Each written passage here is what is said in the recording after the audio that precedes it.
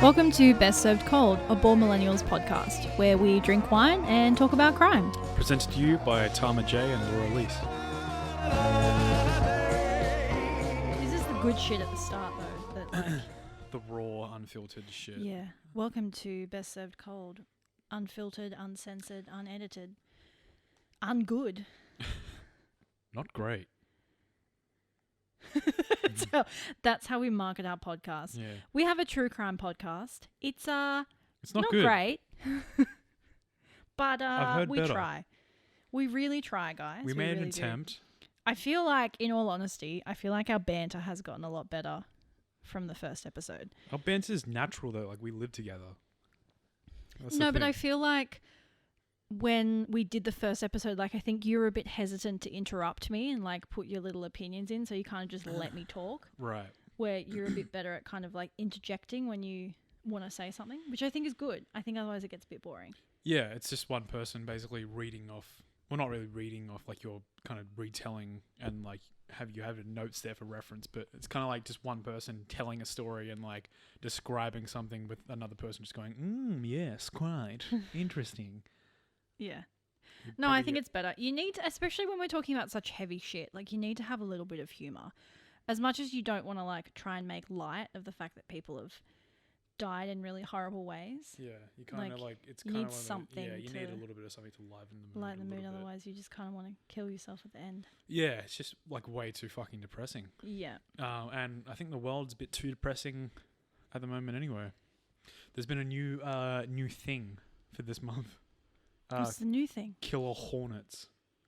I read about that. Yeah. What? I mean, I say I read about that. I've read a news article, headline. yeah. Like, what is it? Are they actually killer hornet? I haven't read too much hornets? into it because I've just been I've been busy, and B, I just don't really need It's that too much. mentally. It's I too much. assume it's just a fucking plague. well, because it's just in the States, isn't it? I don't know. I assume so. Yeah. It's the, the biblical plagues. Maybe retelling. someone, like, legit, maybe someone released them to try and keep, like, the lockdown protesters inside. Yeah, while they're recharging the birds for surveillance, they're using Yeah. hornets. You stole that joke off Alistair. Well, no, he stole that joke off of the internet. Oh, did he? Huh. Well, there you go. So we've already discussed that I'm going to go first again, didn't we? Because I'm too excited about mine, and Yeah, plus you got a good story. I can't wait till the end. I'm too excited. Just too excited. So, yeah, you go first. I'll allow it this time. So this week I'm going to talk about... So I'm talking... It's kind of two things, but one thing. So I'm talking about a specific crime, Uh-huh. and then I'm going to fill you in on a bit of the backstory about the place where it happened, because the place where it happened is weird. Right, so you're giving a crime and then the context of what makes the crime Yeah. important. So I'm talking about, I'm still not sure. I probably should have watched a video to find out the correct pronunciation. I'm not sure if it's the Cecil or the Cecil Can we Hotel. call it the Cecil? I don't care. I like Cecil because it reminds me of Cecil. It's so much funnier if you call it the Cecil. The Cecil The Hotel. Cecil Tower. So I'm going to be talking about the Cecil Hotel in general, and then one particular. I mean, I can't even really call it a murder because technically it's a closed case, and it was technically classed as accidental. Weird event, I'm going to call it. It's a weird event. Strange occurrence. Strange occurrence. Stranger things. Strange things. Okay, so the Cecil Hotel. So the Cecil Hotel was opened in 1927. So we're going old school again here. Wow. Had over 600 rooms, and it was owned by William Banks Hanna. Ooh. It was supposed to be a destination hotel for international businessmen and social elites. That's how all good businesses start. Yeah. However, he didn't have great timing, and 2 years after its opening, there was the Great Depression. Yeah. So shortly after it opened, the area surrounding it became what we all know in LA now as Skid Row. Oh. You know that area? Right. Yeah, of course. So soon the hotel became a place that like junkies, runaways, and homeless people would go. Not exactly what our good mate Willie not had what he planned. envisioned. He didn't really envision the next So there's so many weird things that have happened in this hotel. I've just jotted down the individual things because there's so many of them, and then we're going to get into the main event. Okay. So I'm just going to like buzz through these because otherwise this is going to be a real long edition. So in 1931, W.K. Norton was found dead after taking poison capsules in his room. Ooh. In 1932, Benjamin Doddick was found dead by the maid after shooting himself. 1934, Louis D. Borden slit his own throat in his hotel room, leaving several suicide notes behind. In 1937, Grace E. Margot wrapped her neck in telephone wires and jumped from the 9th floor window. Oh, Jesus 1938, Christ. Roy Thompson, a U.S. Marine, jumped from the window, killing himself. 1939, Erwin C. Neblett ingested poison capsules, killing himself. 1944, Dorothy Purcell was staying as a guest. She didn't know at the time that she was pregnant. This one's quite sad. She woke up in the middle of the night with stomach cramps, still not realizing she was pregnant, went to the bathroom, delivered the baby by herself in the bathroom while her husband was sleeping. Wait, she didn't know she was... She didn't know she was pregnant. So they were staying in the hotel. up until this point, she point, she doesn't know she's pregnant, which happens to some, especially women for the firstborn. Like, they don't pop out. It happens. Like, Really? It happens quite a bit. Yeah. Oh. Like, you hear of women who like don't know and then they like have their babies in And the they toilet. have no signs of showing. Yeah. That's fucked up. Get off the fucking table. Peach. So she delivered the baby by herself in the bathroom while her husband slept in the bed. Then when it was born, she believed the baby was dead and she freaked out and threw it out the window. Oh, no. It wasn't dead. It was shortly after when it hit the roof of the adjacent building. Oh, God. And then Purcell was charged but found not guilty by reason of insanity. We all know the Black Dahlia murder, which I'm sure one of us will cover one episode. I would love to do the Black Dahlia. It's actually believed that the victim, Elizabeth, was seen at the Cecil Hotel the night before her death. Shit. During his infamous killing spree, Richard Ramirez, aka the Night Stalker, stayed at the Cecil Hotel multiple times. Holy shit. Austrian serial killer Jack Unterweger, he stayed at the Cecil Hotel multiple times during his killing spree. What is happening here? Mm-hmm. This one's also quite sad. In 1962, Pauline Otten and her husband were arguing on the 9th floor. George Gianni was walking, just casually minding his own business on the sidewalk, down, doing his own thing. Pauline's husband left the room. Pauline wrote a suicide note, jumped from the window and landed on top of George and killed him also. Oh, dude. Yep. That's unfortunate. Retired telephone operator Pigeon Goldie, who was... Wait, what? She was famous around the hotel as she protected and fed all the local pigeons. Oh, okay. In 1964, she was found dead in her room at the hotel, assaulted, stabbed and strangled. Wow. Never solved. Wouldn't it be, like, ironic if she was, like, run over by a car or something, like killed by a pigeon? Yeah, like death by pigeons. So in total at the Cecil Hotel, there have been 16 deaths that are non-natural since it opened. Whoa. So like suicide or murder. Yeah. Shit. And then like 2 really well-known serial killers. Yeah, what the fuck? Yeah. And like multiple weird like paranormal ghost sightings and all that sort of stuff. Like, it's a freaky place. Damn. So moving on to the biggest well-known strangest case, which I feel like you probably wouldn't know it by name, but when I start describing it, you'll probably recognize it because the footage is like, you can't forget it. It's so terrifying. Right. So again, I probably should have looked a video up to find out the correct pronunciation of her name. I think it's Elissa Lam, Elissa. Elissa. Spell it again. Elissa. I think it's because it's not Alyssa because there's no A. So I think it'd be Elissa. Elisa. I don't know. I'm gonna call her Elisa. Okay. So this one's sad. So Elissa Lam, she was a college student. She was born in 1999, so she would have been a year older than me. Yeah. She was studying at the University of British Columbia in Canada. Sorry, she was born when? 1991. Oh, I thought you said 1999, and you said a year older than you, and I was like, what the fuck? She's a year older than me. Yeah. 92, boy. Sorry. Carry on. So she went on kind of like a gap year. She was embarking on a solo trip around all different places.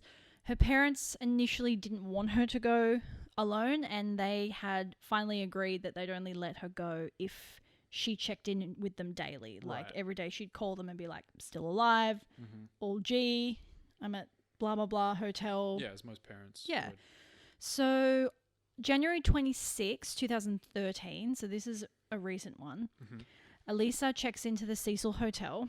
She was due to check out on the 31st, and when her parents don't hear from her, they get really worried because she'd actually kept her promise and had been calling them every day. And then so all of a sudden... So it was weird for her to not check in with them. Yeah. So a few things worth noting that just kind of add to the mystery of the story. Lam had been diagnosed with bipolar disorder and depression, and she was on a combination of like different medications to manage it. So a Reddit thread said that she was on about 5 or 6 different medications, like mood stabilizers, antidepressants, antipsychosis medication, which is important.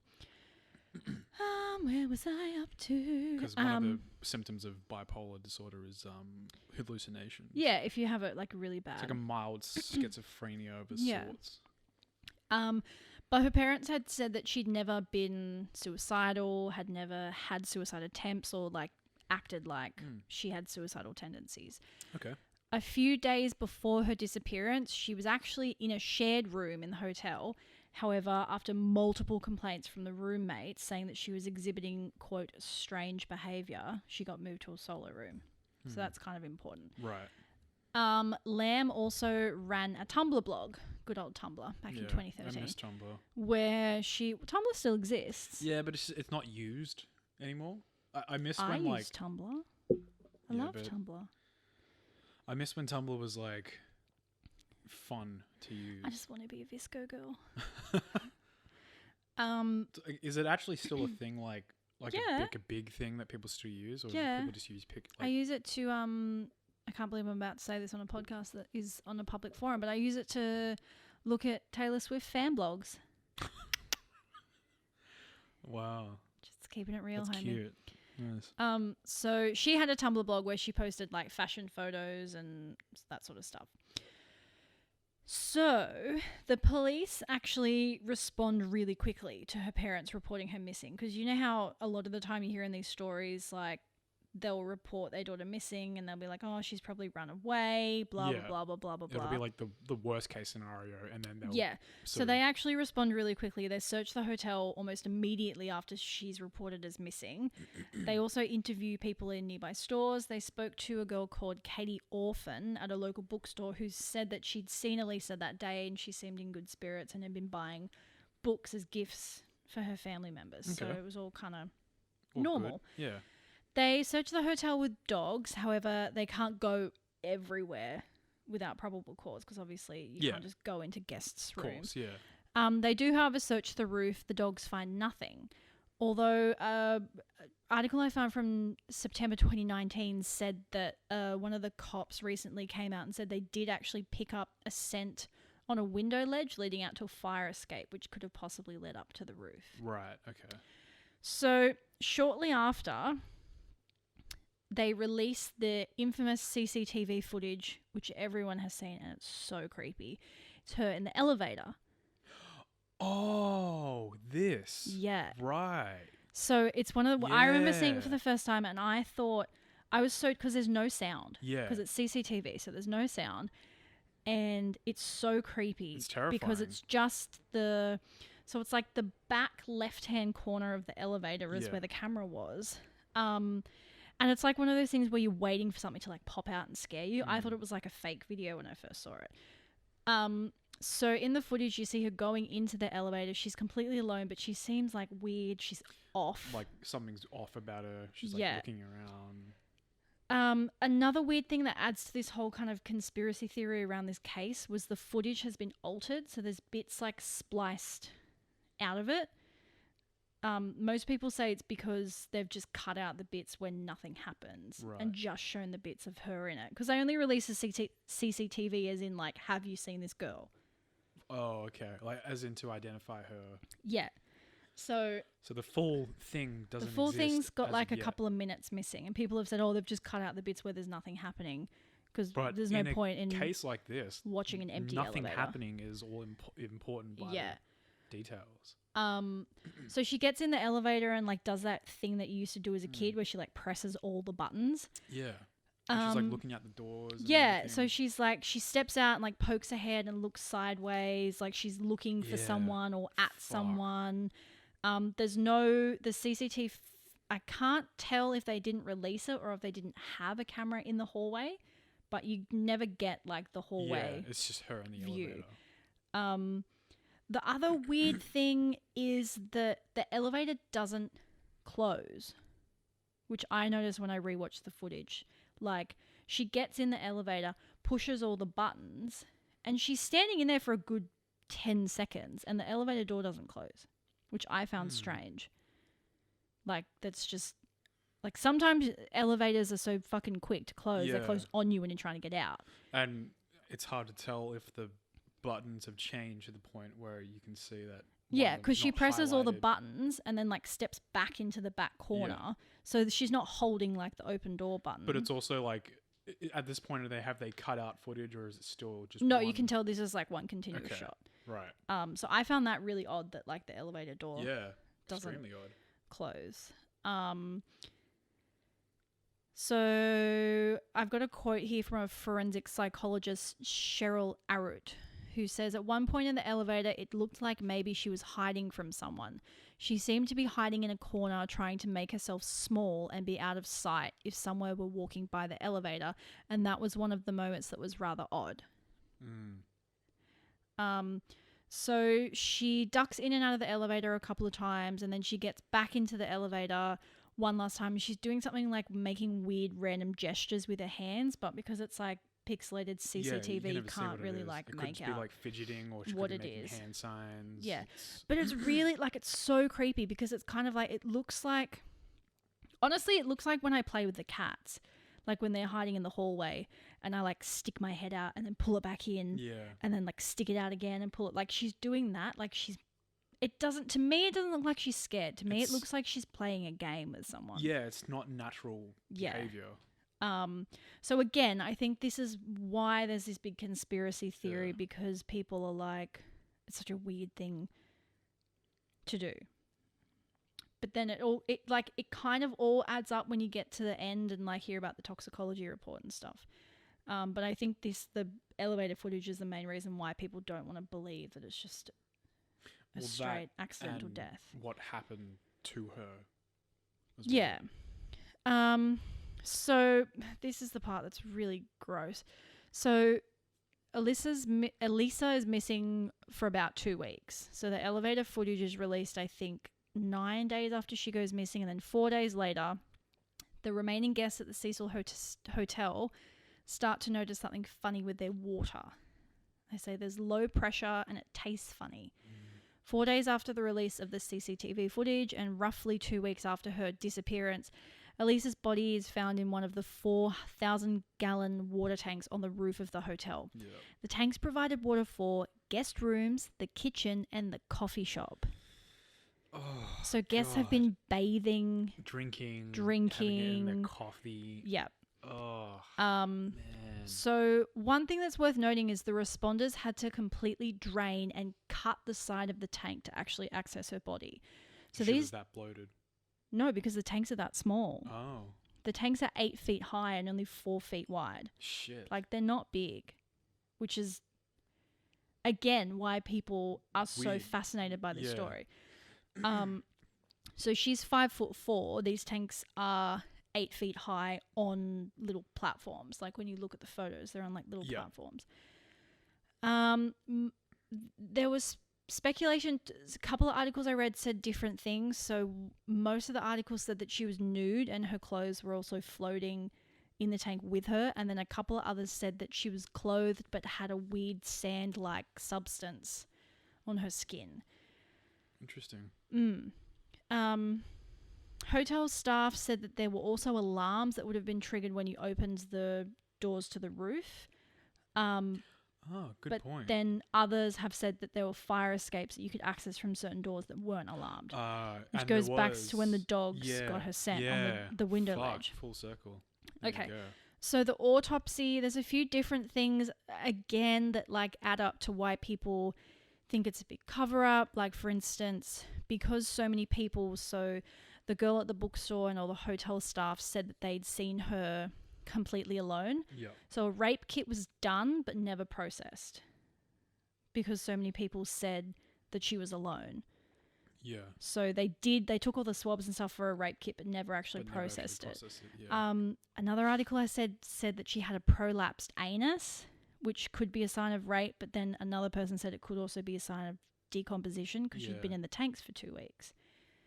I found this incredible Reddit thread that went into heaps of detail. Obviously, this person must have, I don't know if the toxicology report must be public, but they went into so much detail about what medication she was on and what was found in her system. I didn't write down everything they said because it was just too long. Mm-hmm. But long story short, from what the article said, she took at least one of her antidepressants the day she died. She'd taken her second antidepressant and the mood stabilizer, but not that day.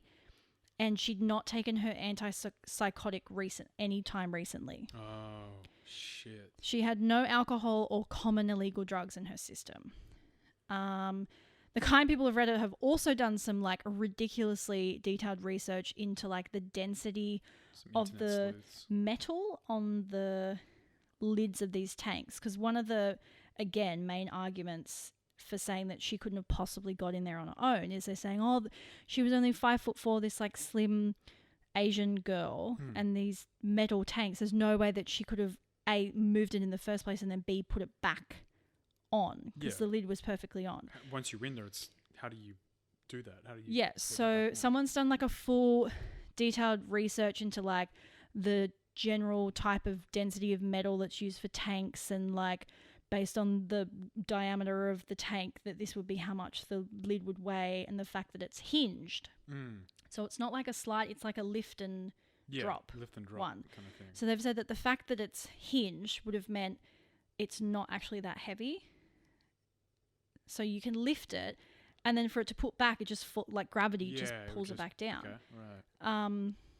Which would mean theoretically, if you're in the tank, unless you're using something to prop it up, the lid just closes. Yeah, you can't get out.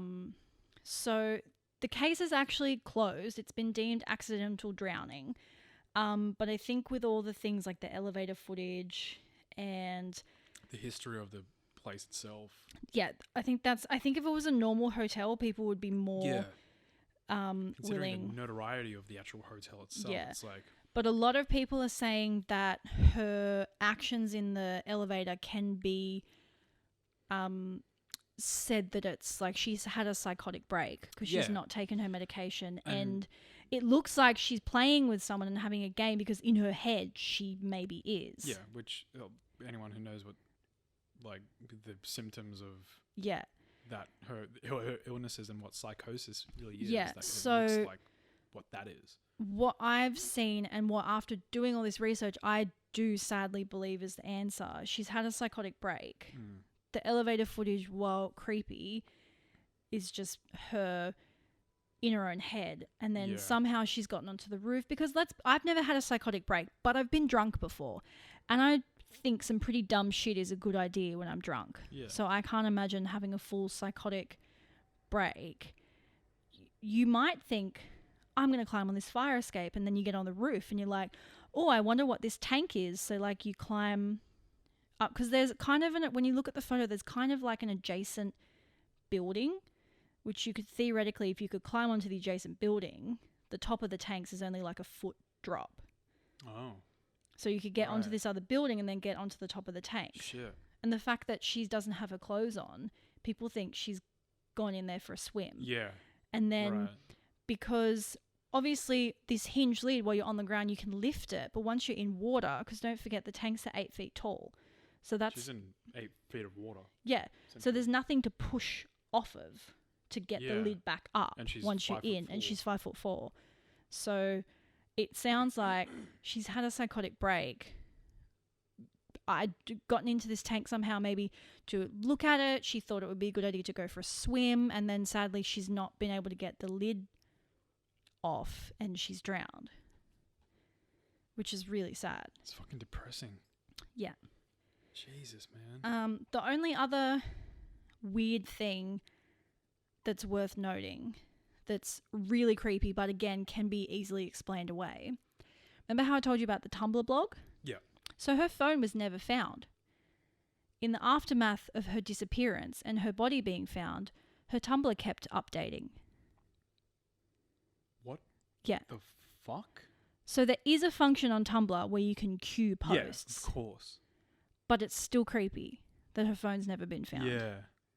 And how long... Does it say how many updates? It doesn't say how many updates. It just said that it Jesus kept updating Christ. after she went missing. Oh, that is So terrifying. again, it's something that can so easily be explained away, but when you put it with all the other creepy things with it's the just story, like, it sounds so why suspect. is this connected? Why Yeah. is this happening? Yeah. Fuck, dude. So you see what I mean? It's so interesting. Yeah. Like, it's something that on one hand you could say is so easily explained, and on the other hand, it can be so much more sinister if you like want to read into it. It's the mystery of it all is what's so tantalizing. Yeah. Because like as human beings, we constantly search for the answer, and you know, puzzles are something that's so intriguing to us that we need to sort of find the end and the answer. And I think when like mysteries like this appear, like I think that's why so many people are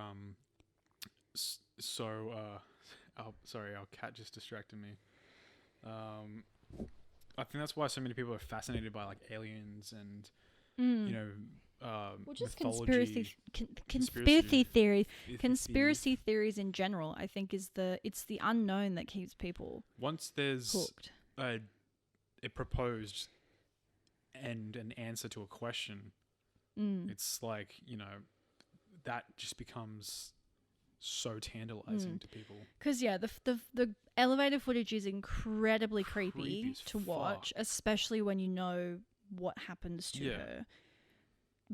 But yeah, again, if you're watching it with the idea that it's someone who's having a psychotic break, And you also got to remember that she probably found out maybe about the history of the hotel itself.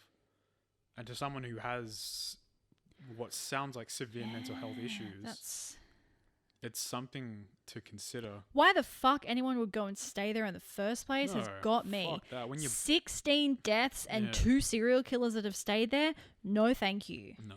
Not a chance. I feel like if you're going to go to LA and stay in LA and like Well, it was cheap. yeah, hotel's but I very mean like cheap. there's got to be other alternatives that are equally as cheap. I guess though, I don't know. You know what I mean? Or It's if, pretty or if cheap. It's One like, article I said $14 a night. but it's also to like, it's so much more worth it to just be like, I'm gonna fork $50 extra a night to just stay somewhere that I'm not gonna probably be murdered in. I was worried about that being too long, but I think I rushed through it a bit. Was that like a lot to take in? Was I talking really fast? No, that was perfect. I think. Okay, I get really excited. We'll about- listen back to it, but I'm pretty Probably sure. just that like, was fine. and then this, blah, blah, blah, blah, blah. Like I And just then this got happened, and then this too happened. excited. But yeah, it's one of those. It's a story that if you take it at face value, it's just an incredibly sad story about a girl who's very mentally ill and sadly passed away. If you want to look at it with a conspiracy theorist eye, which you know I love to do, it's incredibly fucking creepy. It's terrifying. Incredibly creepy. But it's kind of, it's like, is it a case of something that's so simply, there's like an answer, the answer is so simple to it, or is it like, you know, something that has been almost fabricated? That's the thing about it. Like, you know, this, and any other really conspiracy, you know, and like we've discussed in the last podcast about journalism, the liberties that journalists will take with, you know, stories and I think retellings. I think it's very interesting when you hear about stories though, like 2013, that was what, 7 years ago.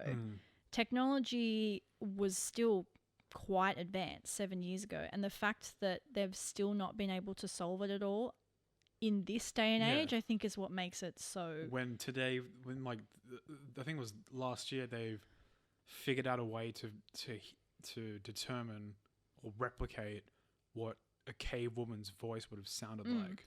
Well, that's how they found the Golden State Killer after all these years, because technology has advanced enough for them to test old DNA in new ways. Yeah, true. Which is how they managed to find they've him. like kept most of most things. So you never know. Maybe one day we will know who the Zodiac Killer is. Maybe next episode will be the Golden State Killer. We're gonna Tama and I are gonna find out who the Zodiac Killer is. Yeah. You wait.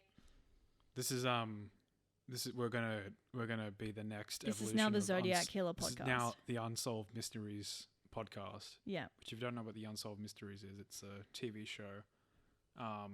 Is it about mysteries that are unsolved? Yeah.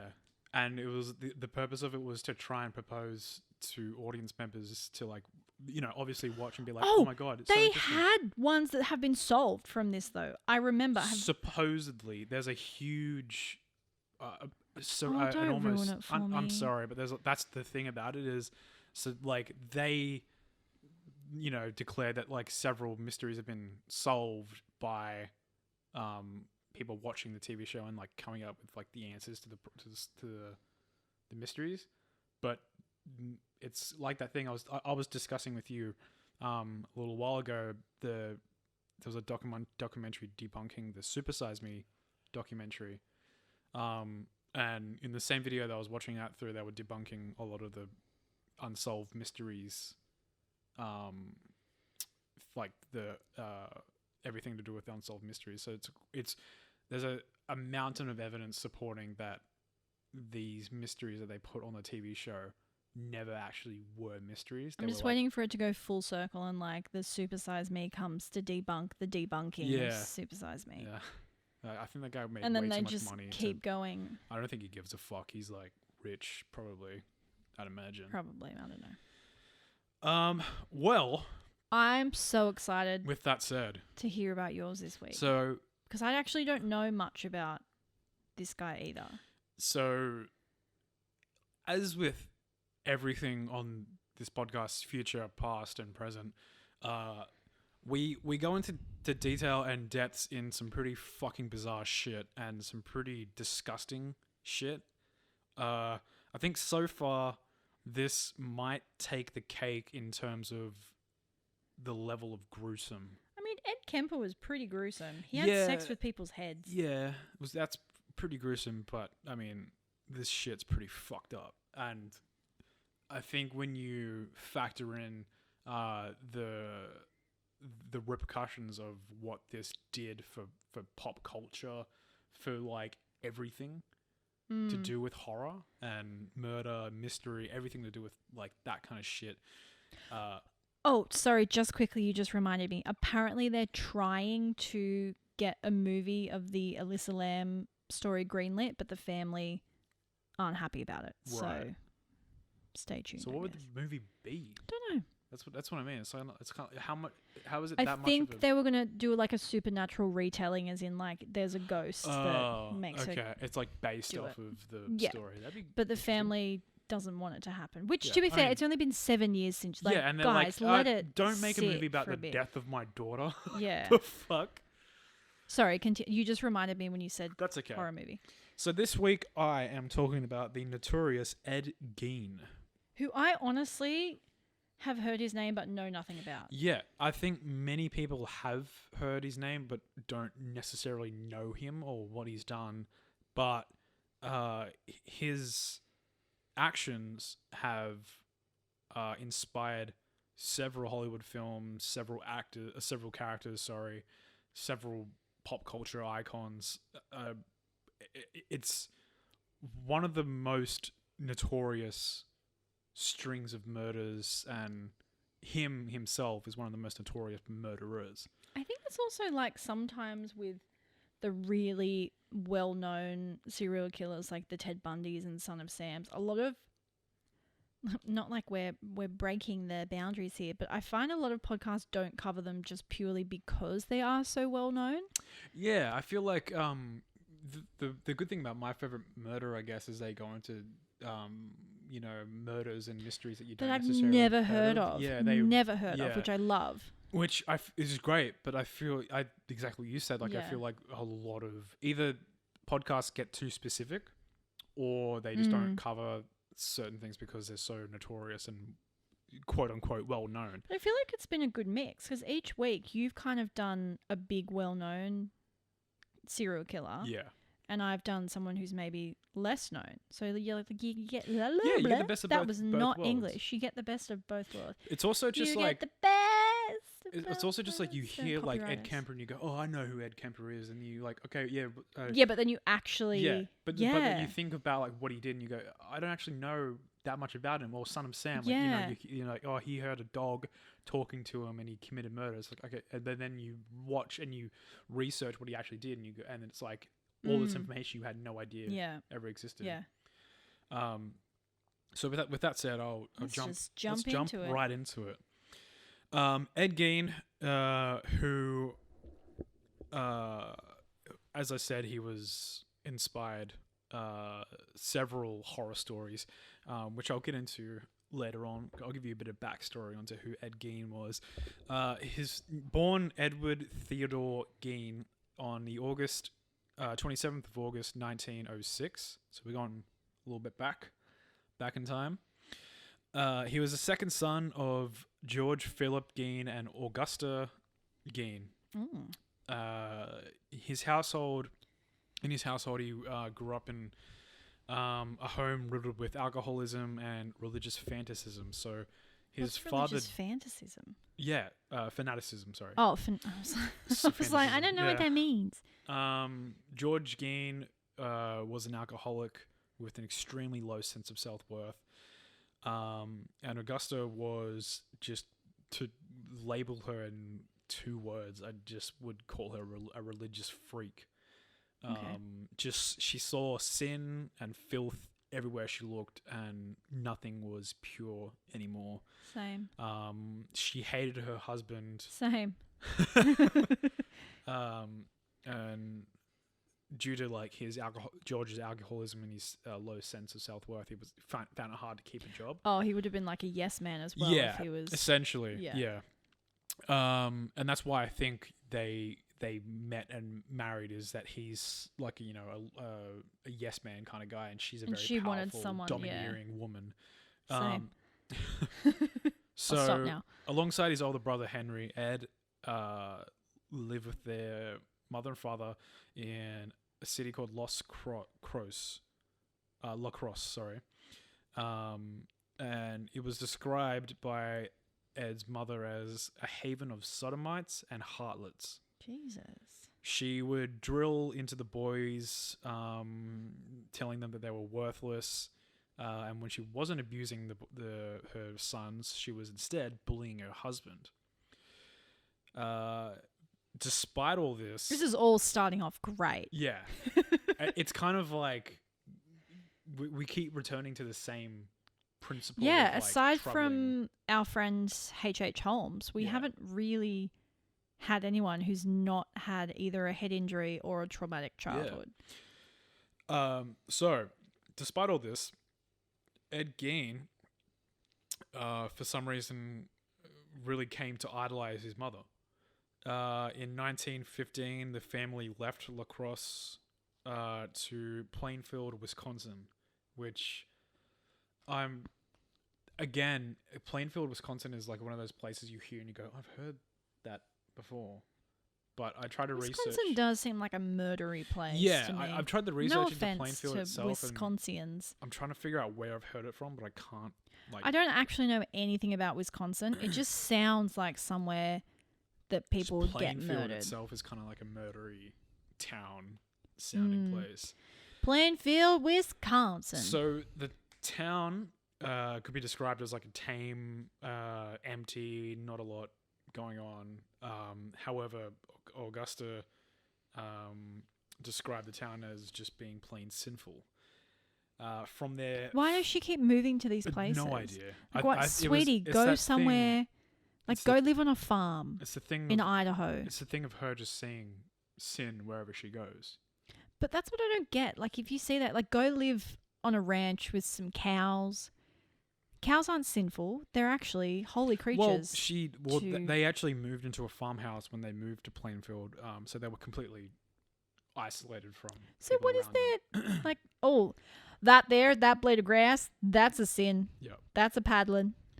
So she would again drill into her children that all women were vile creatures who corrupted men and defiled Christ.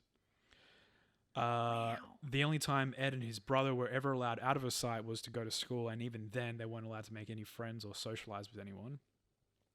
And that would be an issue if it wasn't for Ed being a quiet, effeminate, and quoted weird-looking kid. He was short. What does he look like? Skinny. I've never seen a photo of him. Fucking weird-looking. I'll give them that. But due to this, he was subject to a lot of abuse and beatings at school. He was essentially a bully's wet dream. And after graduating from school, he spent most of his time with his mother. He didn't go out of the house, didn't socialize. I mean, I'll give the man this. He's got some fine-looking cheekbones. Like, Bella Hadid would be on those cheekbones. It's gaunt cheekbones kind of a thing. Yeah. It's a kind of diet. I mean, I wouldn't say I'd say he's very, like, normal looking. All right. To be honest, I don't think he's particularly weird looking. Fair enough. So, April 1st, 1940, George Gein suffers a heart attack and dies. It's thought due to his alcoholism, probably. Probably just to get away from his wife at this point. To be honest. Leaving his sons alone with their mother. After George's death, Augusta's her fanaticism is increased almost like tenfold. Like, imagine her as just, being a crazy. Well, yeah, because often with those people, it's like you think they're crazy until the person that was actually their anchor dies, and then they float away into like the fucking stratosphere of crazy. It's like with the Ed Kemper story where his parents split up and then there's no one left for his mother to abuse. So in turn that moves on to someone else. But in this case, it just means that her insanity is just... You know what it is? It's like when you have one of those wounds where like something goes all the way through and they can't pull it out because if you pull it out, all the toxins just rush through. Good metaphor, Laura. Sure. You know in those like medical shows when someone gets like stabbed by a street lamp or something and they always have to bring them into the hospital with like the pole still through them? Yeah, I understand. I'm not seeing the connection to that, well, however. The pole was her husband. And when he died, took the pole. It made sense in my head. All right, keep going. Metaphorically, she bled the fuck out and died in a hospital gurney. Exactly. See, you're getting it. You're getting it. So she forced into her son's heads that women were the embodiment of evil and the whole world was pitted against them. Ed's older brother attempted to form a relationship at the time, soon after his father's death, with a divorced mother of 2, I believe. Wait, how old's his brother at this point? Are they still in high school? No. Okay. So we're progressing from 1915 into 1940. Oh, okay. Pardon me. Yeah. So he's like a grown-ass man. So they moved to their city in Plainfield, 1915. Right. I was picturing like a 16-year-old like shacking up with a divorced wife. So they spent several years in school and then afterwards they still lived at home. Gotcha. I think his brother moved out at that point, but he formed a relationship with a woman who was a divorced mother. And after learning about this relationship, his mother denounced him as her son. Probably not bad. Henry, who was a good brother to his end, attempted to protect his brother and convince him to his side, to try and to sway him from siding with his mother because he wanted to protect his brother. At this point, however, Ed had already made up his mind and sided with his mother as I said before, he was just obsessed with his mum. In 1944, a fire broke out at the farm where the Gein family lived. When firefighters arrived, they found an agitated Ed Gein claiming that his brother had disappeared into the blaze. So after a lengthy search through the smoke-filled woods, police found Henry's body lying down, face down, in the ground with a fatal wound at the back of his head, which coroners determined that he had actually died from smoke inhalation. Oh, okay. So he had survived a near-fatal wound to the back of his head, but actually had survived the wound and actually died later from smoke inhalation. Right. But I thought they said they found him in the woods. Yeah, in the woods of their property. That must have been a lot of smoke. Yeah. It's like... I mean, granted, I don't know that much about lungs, so I don't really know how smoke... I forget how... It's fine, I believe you. No, I forget how big the I think was... Yeah. So it's 79 hectares of land. Okay. So 195 acres. So it's huge, like, property.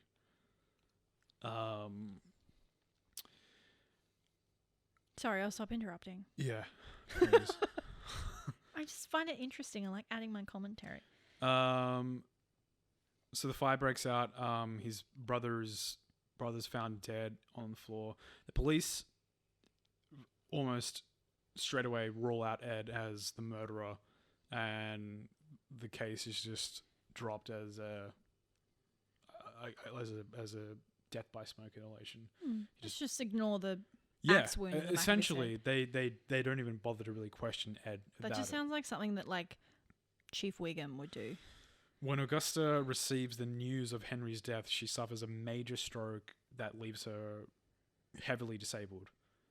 And finally, at this point, Ed Gein has his dream realized. He's now finally completely alone with just his mother, which is what he's wanted for nearly 40 years. I'm not liking where this is going. From late 1944 to the end of 1945, Ed and his mother live alone, seeing almost next to no one during this time. They do nothing but stay at home and cultivate their toxic relationship. The only significant event the pair experienced that year, which 1945, if you remember, was the end of the World War, celebrating the end of the war on two continents. World War II. They made a rare trip outside their house, Augusta and Ed together, to buy straw from a man named Smith. When they arrived to Smith's house, they found Smith beating a dog while an unknown woman was begging him to stop. So Augusta, seeing this, becomes furious, not because of the beating of a innocent animal, but because the woman does not appear to be his wife. So once they return home, Ed's mother then teaches him a new lesson that all women are guilty of lust. So it's escalated from women are evil, women are corrupted, to now women are just all guilty of lust. These lessons, however, didn't last much longer, as December the 29th of that year, Augusta suffered a second stroke and that had finally killed her. So now alone, 39-year-old Ed decides to board up and perfectly preserve his mother's room exactly the way she left it. I thought you were going to say her exactly the way. I was like, oh no. He doesn't keep the body though. No, it's buried. Okay, all right, good. So he also shuts off and boards up several rooms in the house, leaving just 2 rooms available, and slowly but surely loses his fucking mind. Well, I mean, to be fair, it doesn't sound like he was all that mentally stable to No, begin with. He wasn't, but he sinks further and further into fucking insanity. In 1946, so the next year, Ed becomes addicted to horror novels and pornography. Excellent combination. Great combination. He mail orders books on Nazi experiments and female anatomy and begins teaching himself taxidermy. Oh, no. Oh, No, yes. no. Yes. Oh, I don't like where this is going at all. The next year, over 1947, Ed begins digging up and robbing graves of women. So he's completely spiraled now into... This is after a year of learning about anatomy and taxidermy. He's escalated into robbing graves, taking their bodies. He removes the hearts, heads, genitalia, and intestines of these women's bodies before returning their bodies back to the crypts. That's nice of him. Supposedly, the families never knew that these bodies had been disturbed, or these graves had been disturbed at all. Wouldn't. I guess. I don't know. I don't have a crypt. He does this several times, and by the 1950s, Ed's no longer returning the bodies to the graves. Instead, he's dragging the entire bodies back to his farmhouse to practice taxidermy on them. So despite his... This is already so gross, and I can tell we're like only the tip of the iceberg. That's what I mean. It's like, this one's fucked, dude. Like, it gets much, much worse. Excellent. So despite his questionable hobby, Ed still manages to stay relatively hinged while in public, taking on the odd handyman job here. I love that. Enough Like, money. he's got like a quiet life of like just let me finish it. fixing people's plumbing, and then over nighttime he goes and robs graves. Give me a second. Taking the odd handyman job to make enough money to survive, and also, wait for it, for a short time worked as a babysitter.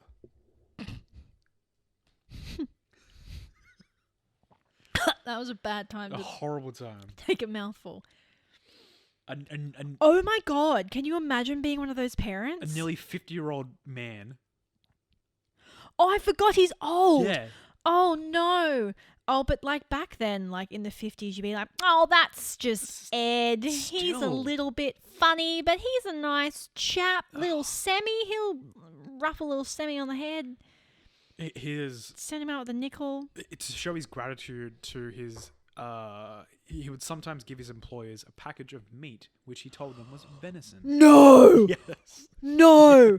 It's not venison, is it? So there's no actual proof that it wasn't venison, but it's highly thought of that it was not Although venison. he did live on a really big farm. I don't think he was a hunter, though. Surely you And would... he robbed a lot of bodies. But you'd... Like, the meat would be rancid. I Like, don't surely think you'd be venison able was a very to big tell. thing back then. No, but if it was like a decomposing body, wouldn't you be able to tell that the meat was rancid? If the bodies were recently Oh, okay. buried. Don't say anymore. Plus, he's perfectly preserving these bodies as well. Oh, it's got a light smoky flavour. Yeah. Oh, I don't like this at all. It's gross. Keep going. So by 1954, a nearly 50-year-old Gein, Ed Gein... Who's still babysitting the local children? No, it was a very short time. Oh, okay. A very short stint that he was a babysitter. I think it was like... He was mostly a handyman, but did odd, babysitting jobs. By nearly 50-year-old Ed Gein was now a skilled grave robber, cannibal, and taxidermist of human skin. That's so gross. Despite the murder of his brother nearly 10 years earlier, Gein had yet to fully graduate to becoming a serial killer. He's a late bloomer. He's a late bloomer in this case. So the annoying thing about cases sort of this old and murderers from this time is there's a lot of mystery surrounding. There's no hard-hitting proof. I want to know if the venison meat was actually venison. Yeah, but also that it's unsure how many victims Ed actually murdered. So it's thought that some believe that prior to his first murder in 1954, he had killed several times, but there's nothing really concrete back about that it. up, yeah. It's thought that this, as well as several grave robbing cases, were just sort of linked to him to kind of close the cases. Yeah. Because he was just a quick scapegoat to close all these these opened cases. Though, I mean, He could have done that. it's highly likely he could have done it.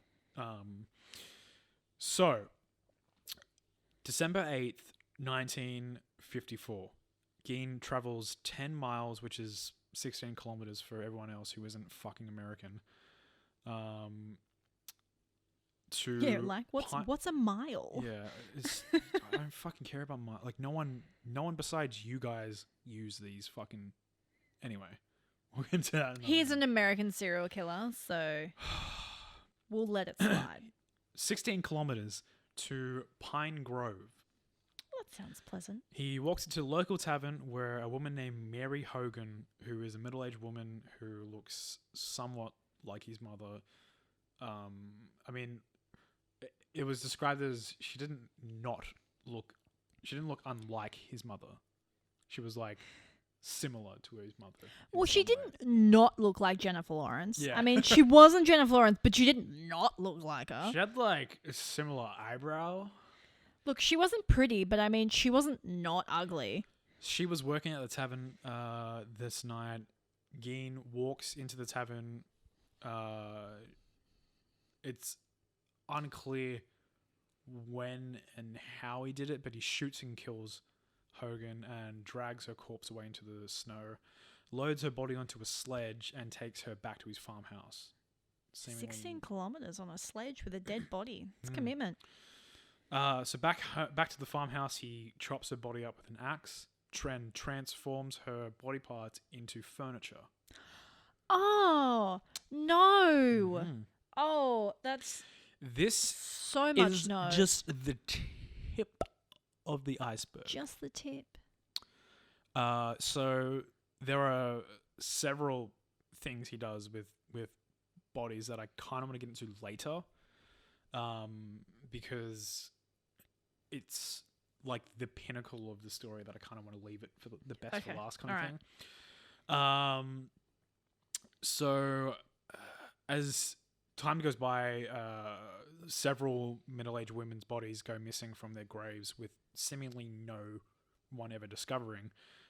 It's thought that Ed stole nearly 40 separate bodies from cemeteries all around the state. And this is just another reason why when I go, I want to be cremated. Yeah. I don't want no one doing shit with my body when I'm done. Supposedly he only ever confessed to 9 of them, but it's thought that he's connected to 40 of these missing bodies. Meanwhile, he's got a fucking furniture warehouse out the back selling leather couches. Yeah. Well, I only took 9. Yeah. Buddy, the 25 Ottomans you have for sale says different.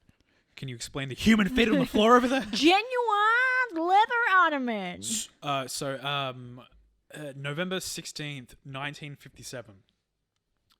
58-year-old Bernice Warden was opening up her hardware store in Plainfield when Gein stepped inside, shoots her dead, and takes her body with him. So, at the time of the murder, November 16th, 1957, it was just the start of hunting season. So the town was seemingly empty. Oh. So he was able to successfully sneak her body out back to his farm completely unnoticed. And you got to remember, this is an empty, quiet town, and it's made even more so due to it being in open season. The day prior to Bernice Warden being shot dead, Sheriff's Deputy Frank Warden, the son of Bernice Warden, decided to pay a visit to his mum at her hardware store. So Frank, being a sheriff's deputy, is obviously trained to notice people acting weird, suspicious, and one such person who just happens to be the most suspicious person in Plainview is lurking around his mother's store is none other than Ed Gein, the day before the murder. Well, I mean, surely you would suspect the weird shut-in who, like, sort of maybe murdered his brother. So, at the time, Frank noticed it, but he didn't think much of it. But 24 hours later, he couldn't get the thought out of his head. So at 5 p.m. November 16, Bernice Warden was declared missing. Frank went back to the store and found a long slick of blood leading from inside the store to outside into the snow. The last name written in the register of sales was Ed Gein. 8 hours yeah, maybe after... like don't buy something from the hardware store where you're planning on killing someone. I mean, fucking murder 101, bro. 8 hours after Bernice's murder, Frank calls up the Plainfield station, police station, and asks them to help in investigating Gein. Shortly after Frank's call, the police arrest Gein as he's leaving a grocery store. Later that night, police raid Gein's farmhouse, starting with the barn. What they found in the barn sets the mood for the rest of the house. Now, this is you where look like you're bracing yourself. This is where shit gets real. Bernice Warden's corpse is hanging upside down from a beam in the barn, completely gutted, and her head missing from the body. Her body was so badly mutilated that when officers first found her body, they thought it was a dead animal. I wish you could all see my face right now. As they progressed into the house, they found the home a mess, disgusting swamp of just litter. But beautiful custom leather furniture everywhere you look. Infested with flies everywhere. Lying in a frying pan. Stunk. Lying in a frying pan on the stove. Oh, do I want to know? Do I want to know what's in the frying pan? Waiting to be heated up was Bernice Warden's heart. As they searched the freezer in the kitchen, they found human organs filled in the freezer, and in a paper bag was the nearly completely decayed head of his previous victim, Mary Hogan. I'm now knowing why no other podcast has done this. I will now be going into detail on what police found. Maybe just a little side disclaimer. note. If you're currently listening to this on your morning commute to work, maybe like switch to... Yeah. Or if you're listening to this alone in your house at night, now is... I'd say skip maybe 5 minutes ahead or so. Can I skip 5 minutes ahead? Of course you can. You can leave the room for this one. Okay, so quick disclaimer, skip like 5 minutes ahead if you do not want to listen to this because it is disgusting. With the bodies that Ed stole, it's quite honestly, it's hard to comprehend the things he did. He sawed off tops of women's heads and to turn their skulls into soup bowls.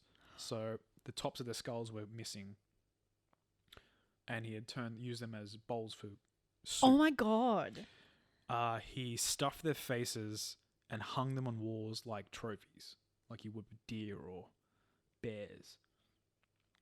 Beneath his bed, and this is the one that I gagged on when I heard. Beneath his bed, he kept 2 boxes. One box contained human noses. The other box was contained with female genitals. Ew. 2 of which they believe were thought to belong to 2 women younger than 15. What a weird thing to collect. He used several bodies to tailor his own clothes, one of which police found, supposedly, was a belt made completely out of human flesh, buckled with human nipples. I shouldn't be laughing because this is so horrible, but I'm picturing like a belt with like little like nipples that you can flick, like human, like the strangest, like... He had transformed... You look like you're going to be ill. He transformed legs into tights. He had... Wait, what? Yep. Like Yep. Like tights, Yeah. like that you go running in. Yep. Like Yeah. Like, no, like as in like... Like stockings. Like stockings, yeah. What?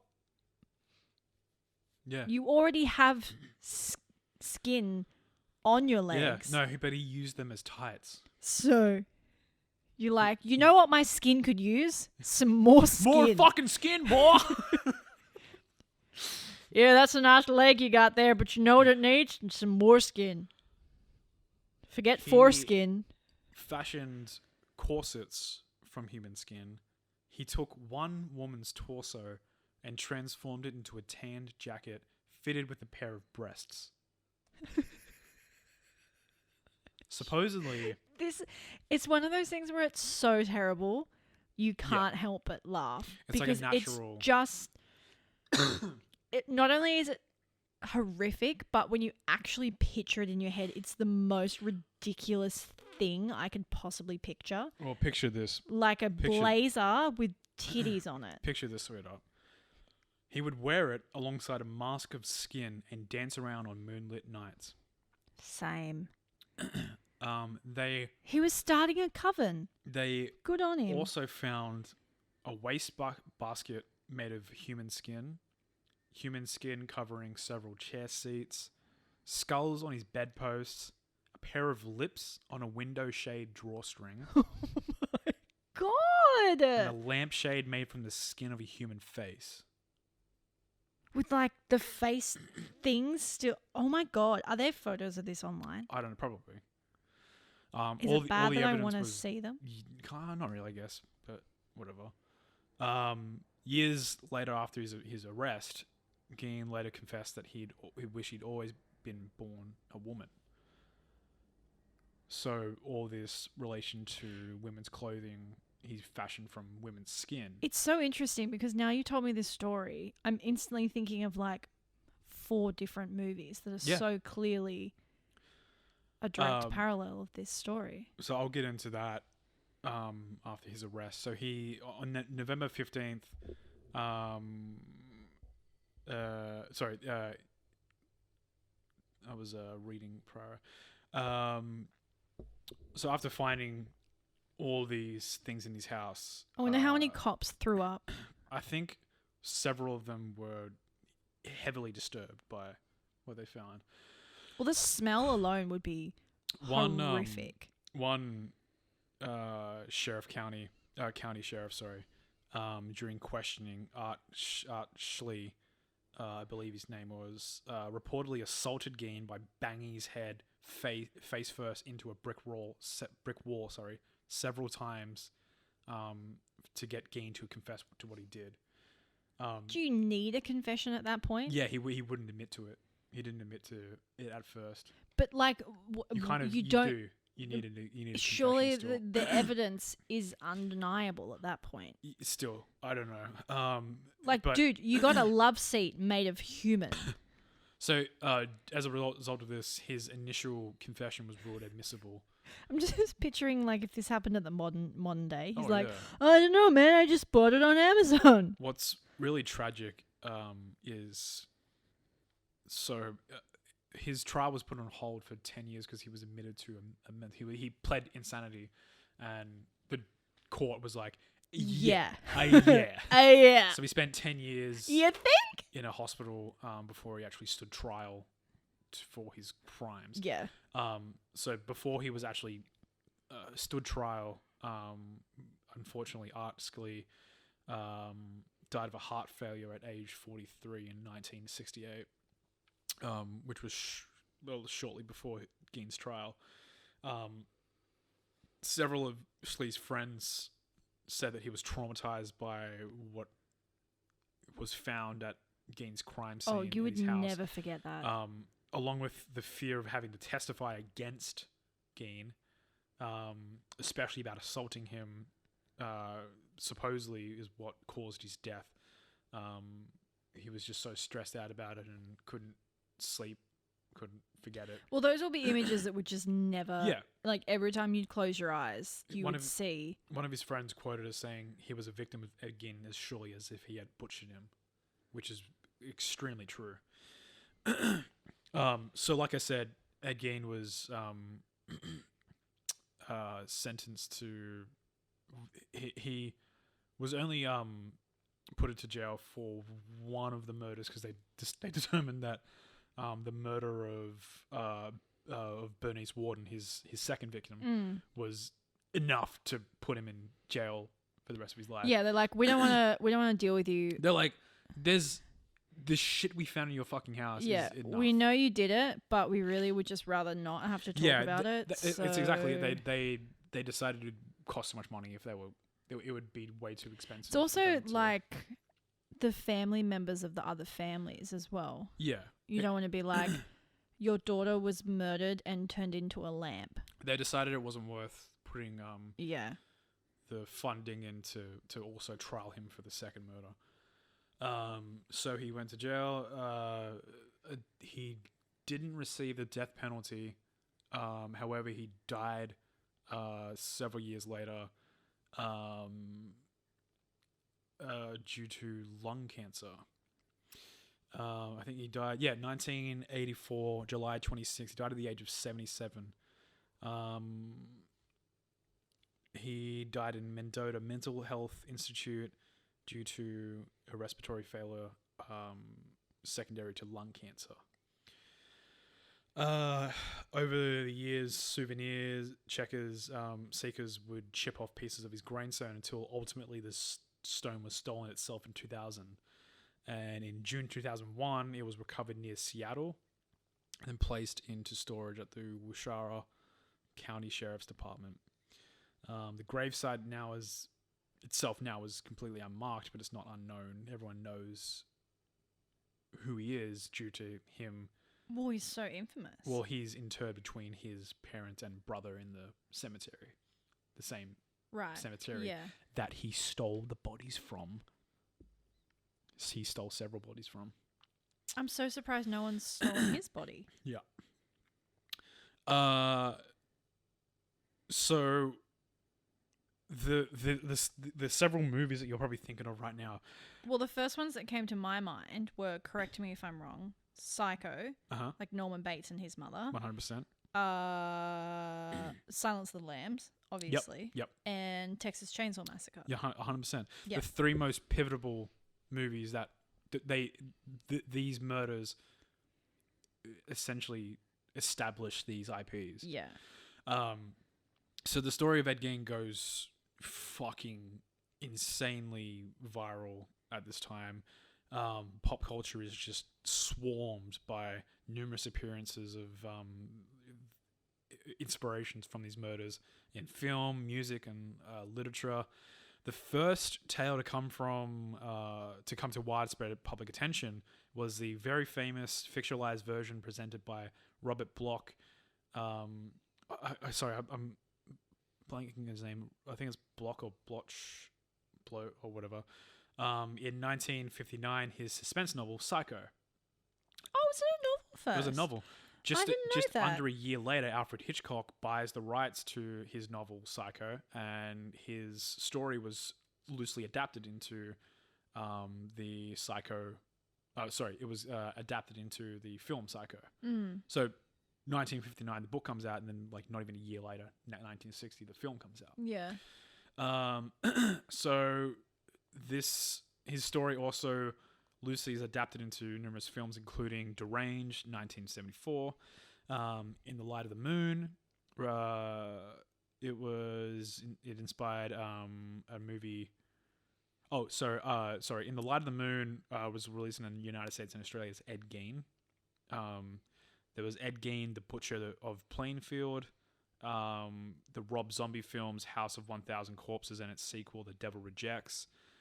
Gein also served as inspiration for several fictional serial killers, including, as you said, Norman Bates in Psycho, Leatherface in Texas Chainsaw Massacre, Buffalo Bill in Silence of the Lambs, and one I actually didn't know, Dr. Oliver Thredson from the TV series American Horror Story Asylum. That's the one series I haven't watched because it has a scary nun, and I can't do scary nuns. Right. But the character in that is based on Ed Gein. Interesting. Oh, I'm so sorry. Speaking of American Horror Story, remember our friend H.H. Holmes, the Murder Castle inspired hotel? You said that Also inspired by the Cecil Hotel. You would kind of figure, Mm. right? I'm just continuing.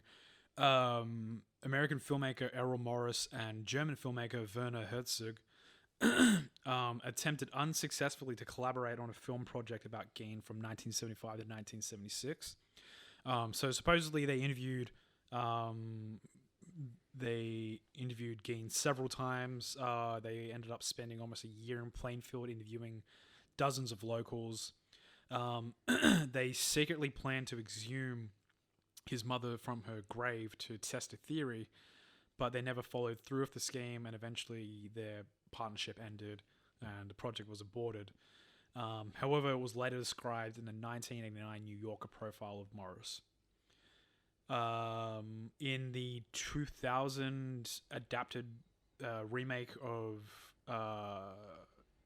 in the 2000 film, the adapted film of the novel under the same name, American Psycho, Patrick Bateman, who also derives from the Psycho last name, I believe, he mistakenly attributes a quote by Ed Kemper to Gein, saying, "You know what Ed Gein said about women?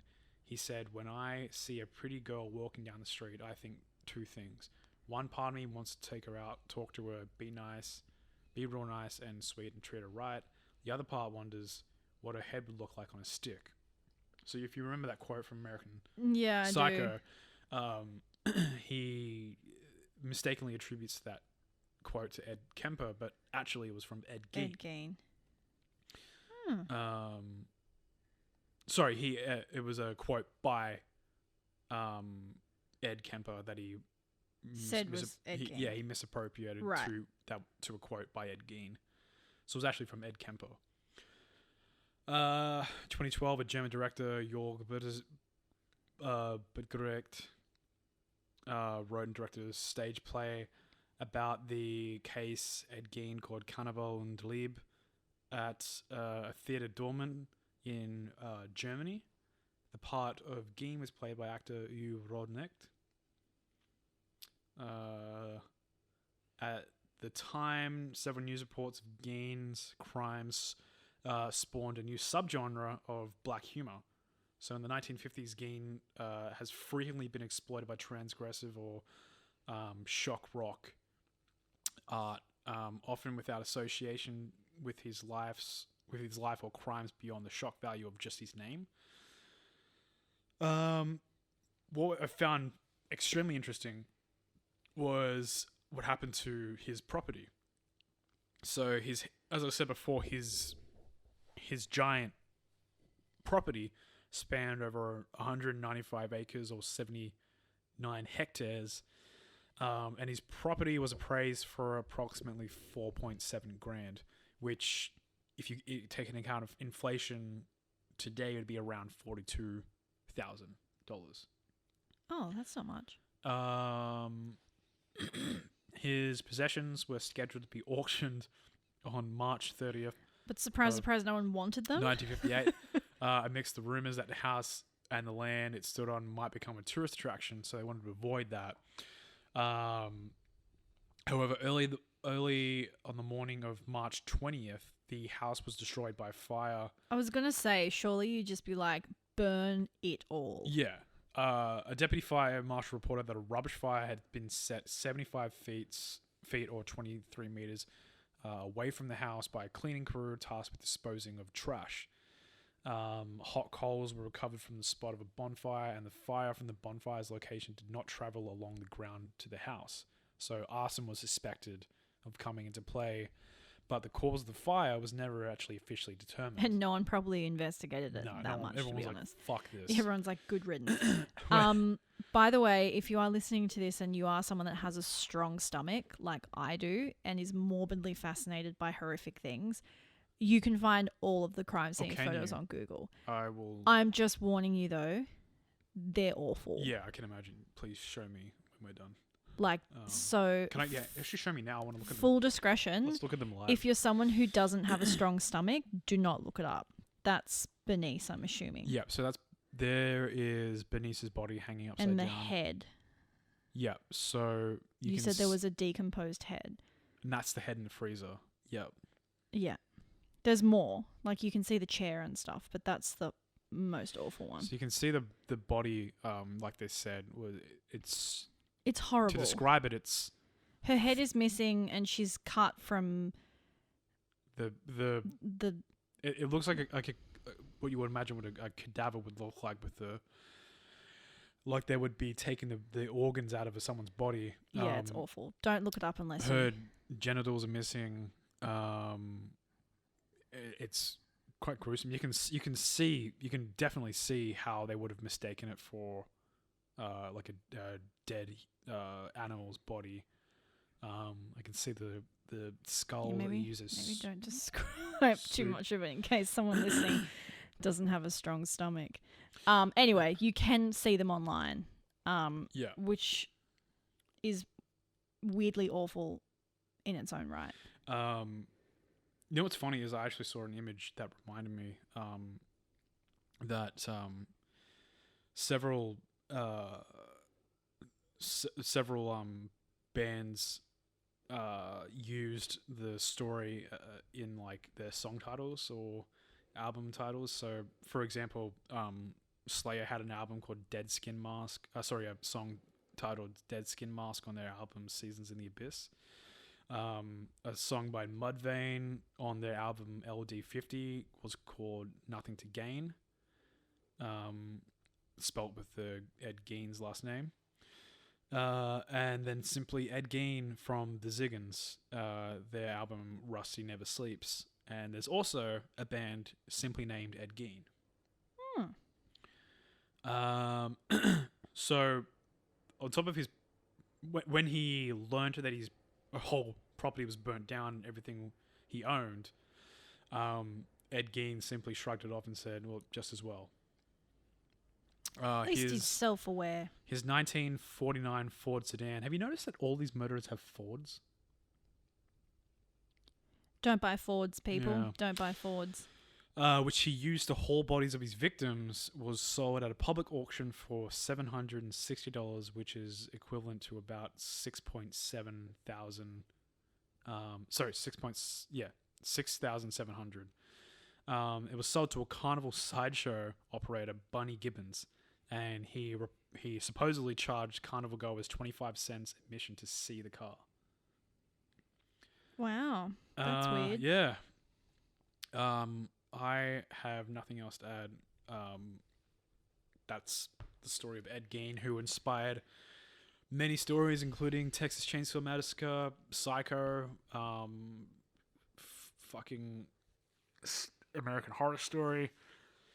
Yeah, that was heavy. Yeah. Real fucking heavy. Yep. What else can you say? I don't know if that was. Maybe you should have gone first. Probably, yeah. That's don't really know how to end this now. No. Yeah, I'm not going to sleep well tonight. No. Probably. On a positive note, I guess. Ed Gein's dead. Yeah, he's dead. Quarantine has been pretty fun.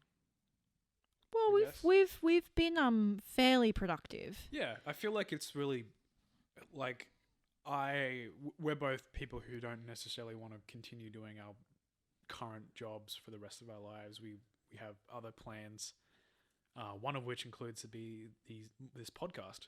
Yeah. They're all little puzzle pieces that all fit together. And I feel like being at home as much as we are now, it's kind of helped to stay productive and to kickstart ideas like this. And, you know, like I'm recording more music now than I really ever have. I guess simply because I'm not, you know, I'm home. I'm not as drained as what I would be if I went out to the office and came back and, you know, after spending 8 hours outside, coming back and just, you know, wanting to unwind. Yeah, it's a weird time, but, you know, we're getting through it. And I made a batch of kombucha. You did. It looks very good. Keen to try that out. We've made some failed sourdough. Yeah, I will fucking... I made tiramisu. Learned how to You make made tiramisu. great I your made tiramisu was great tiramisu. I learned how to make moussaka, Yes, great which moussaka. was great. Yeah, We should have that for dinner tomorrow night. we should have that dinner tomorrow. Well, on that note, I guess we should just kind of end this one. Yeah, that was really awful.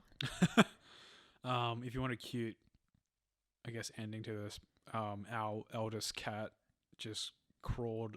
He was sleeping this entire podcast on the arm of the sofa we're currently sitting on. He crawled over onto my legs. I flopped him onto my legs onto his side, and he's currently just He's just gone straight back to sleep. yeah, he's just paralyzed. Yeah. Just does not move.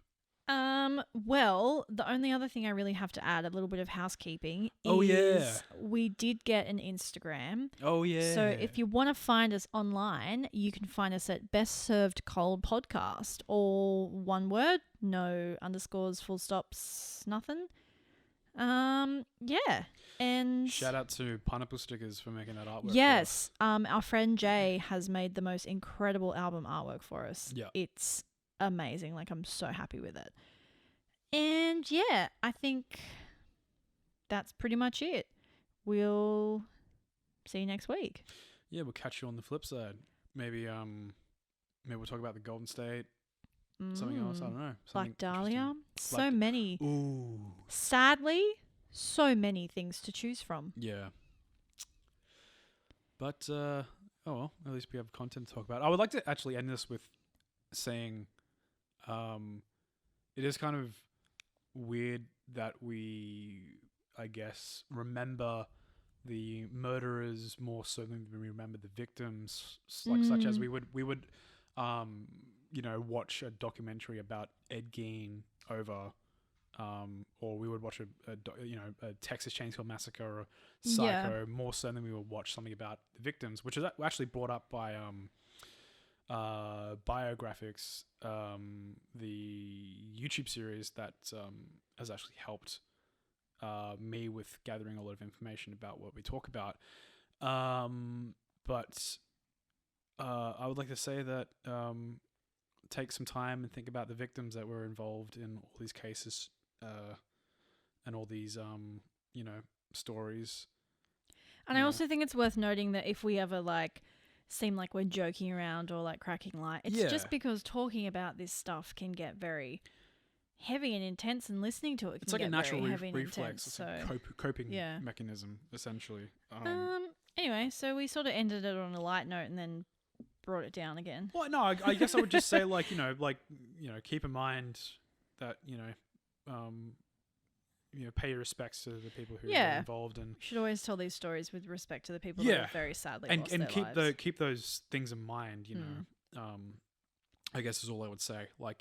Real people out there have been affected by this. Yeah, and families have lost their. Think about the families and all that kind of stuff, and we want to kind of, not, for lack of a better word, provide a positive spin, I guess, to our, retellings of these stories. Just be supportive of one another, love each other, and look after each other. That was beautiful. Yeah. Just fucking look after each other, right, you fucks? And Miss America this year goes to... Yeah. And other countries such as... Some children don't have maps. Yeah. All right, let's fucking wrap it up. See you guys next week. Have a good week. Bye.